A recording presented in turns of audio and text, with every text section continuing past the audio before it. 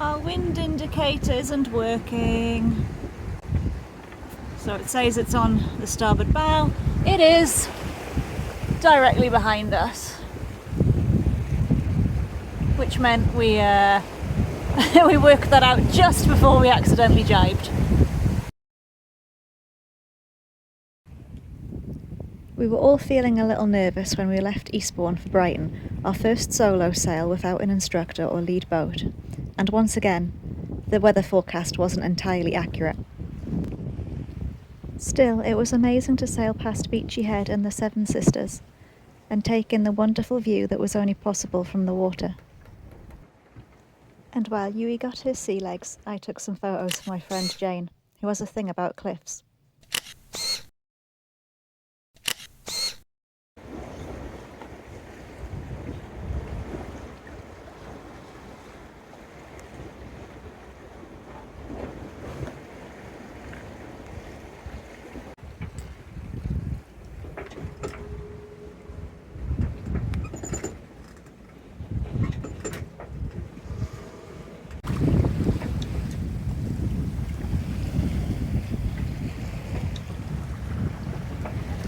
Southeasterly, veering westerly later.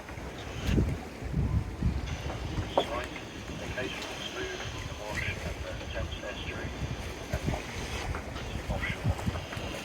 Rain or drizzle. Moderate or good, occasionally poor. Poland to Southwell, 24-hour forecast. Easterly or southeasterly, 3 to 5. Slight, occasionally smooth at first east and moderate near Southwell. Fair, then rain later in the west. Good, occasionally moderate. We just passed the meridian. We're now west! West! Go west! Life is windy there, go west! We have a snoozy bear. We're going to try and find the Meridian Monument. It's over on those cliffs somewhere. We will spot it.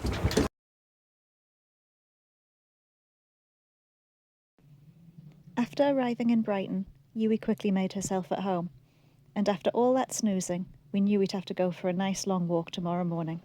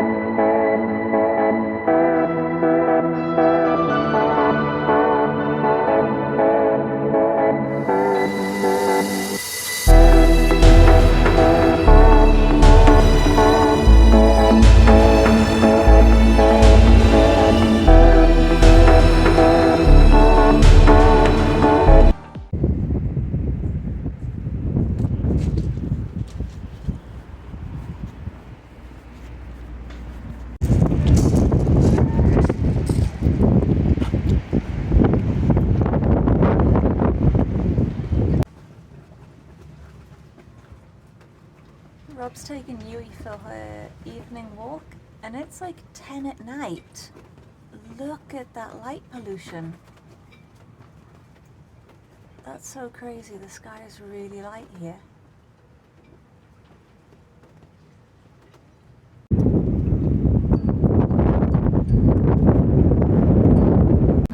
It's a very cold and grey morning, just taking Yewy for a walk.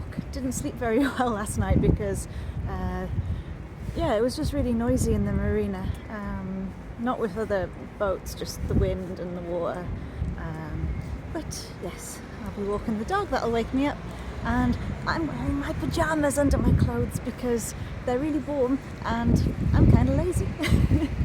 While I'm doing this, Rob is learning something about engines and finding out where we keep the fender pump because one of our fenders Was kind of losing a fight with the jetty this morning. Alright, does it smell nice? Come on. Until it was windy, all the coronation bunting's been completely wrapped up. It's quite a nice bit of the marina, I think. It's sheltered around this side. I'm loving the artwork on these benches. There's a dog over here doing some paddle boarding.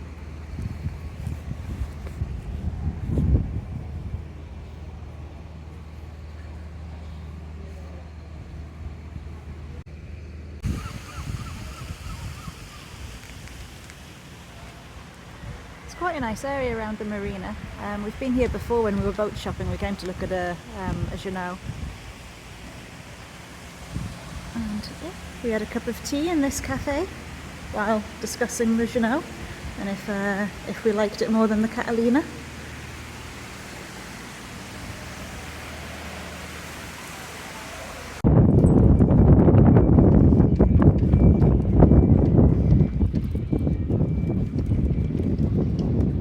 Yeah, we're quite exposed here on the visitor's berth, and look at our little fenders.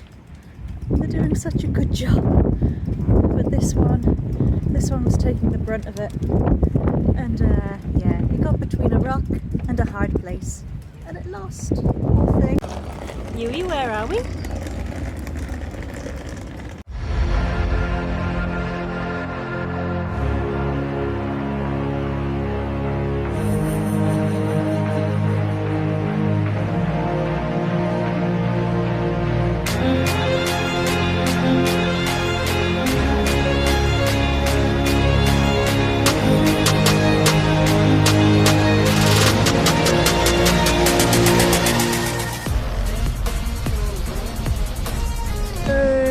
Give us away!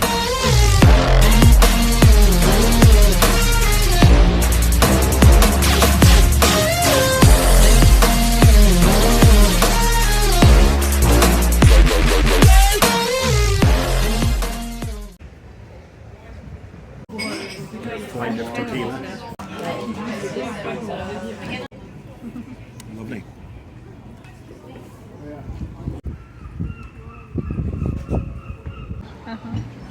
The seagulls making me nervous.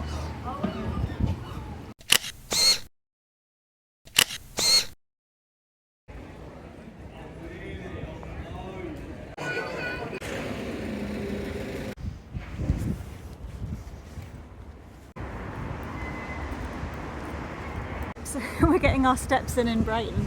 Ooh, and it's very colourful. Look at that street.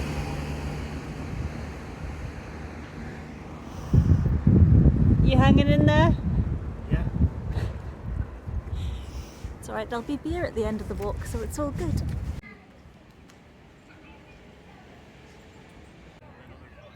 Sun is shining. It is bright in Brighton. And Yewy is sniffing. Why all the dogs are in the other part of the park is because they're not allowed in this part of the park, which means we're having to go the long way around because Google Maps doesn't account for having a dog that can't go in no dog areas. So, sorry Yewy. Well, she doesn't care because she's getting extra steps. So she's happy.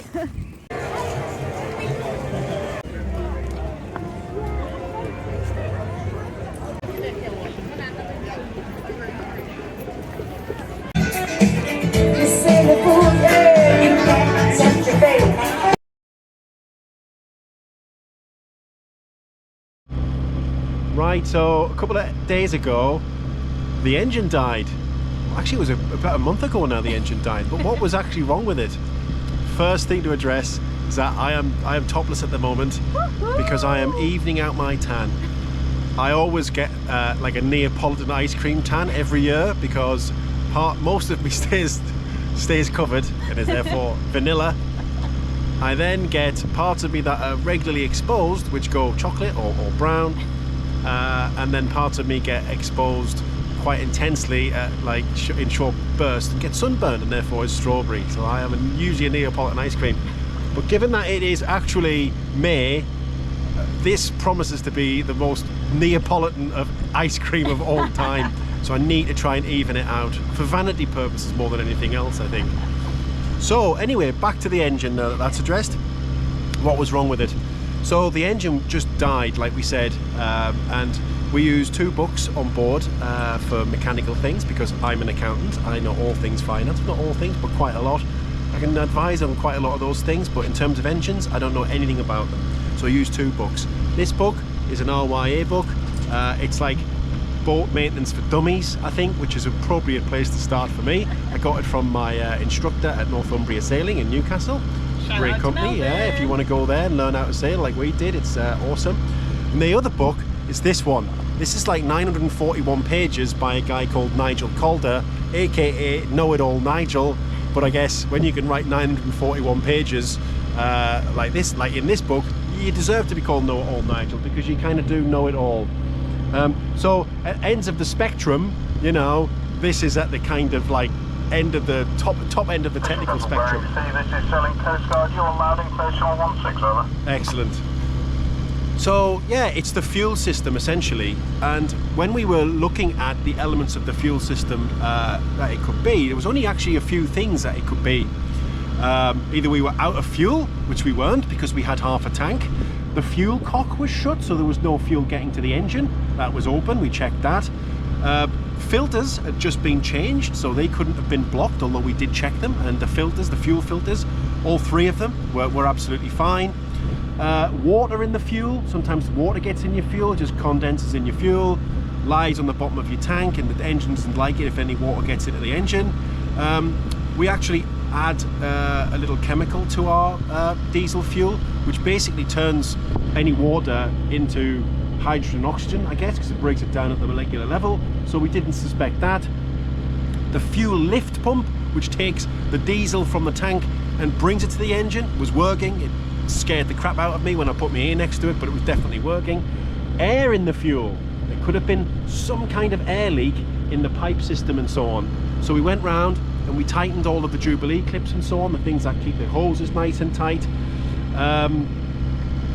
Yeah, and what we also did was we filled up the fuel tank, so it was half full, which I don't know how old the diesel was, how long it had been in there, but we filled up the tank, another half a tank, and filled it up to maximum. And actually we've had no problems with the engine since. So all those things we checked, can't tell you exactly what the problem was, but we went through the whole troubleshooting thing. Now the engine has been tickety-boo, cross fingers, touch wood, all that stuff. Good morning. It is our last morning in Brighton because tomorrow we'll be going to Portsmouth. Are you excited? I am excited, yes. Our broken aircraft carrier is there, so it'll be nice to sail past it. And how long's the passage going to be, approximately? About 7 hours. Okay, so this will be probably our longest one ever, apart from maybe going through the Lefkes Canal in Greece. Yeah. But we had a whole flotilla of help to do that. And this little one, it should be nice and calm, so she should do even better than last time, but she was a star last time. She just wanted to cuddle up and go to sleep, which I guess is the best result. It is. But we've really liked Brighton. It's very vibrant and colourful, and all the streets, like the doors are painted different colours, or the houses are painted different colours, and there's really cool street art. And the last few days have been lovely and sunny. We've had some awesome food. Our friends are going to come see us today, and yeah, it's just been a really nice few days, and we've been on really long walks. Our attempts to just chill and be tourists have resulted in us like walking 5 to 8 miles a day. So we'll see if we can relax a bit when we get to Portsmouth, but it's unlikely. I really like the independent restaurants, independent shops and so on. There seems to be quite a lot of them in Brighton, like in the actual town, and they're all so friendly, so welcoming. And yeah, I think Brighton is like a very accepting place from what we've seen, and that's really nice. It's a lovely vibe. Yeah, and even though it's quite cool and trendy. Like everyone just wears whatever they want. So even though we were just in our old like boat sweatshirts and sailing jacket and like your green beanie, My bouffon. yeah, no one cared. No one giving. Monkeys. Yay! So Oh, monkeys.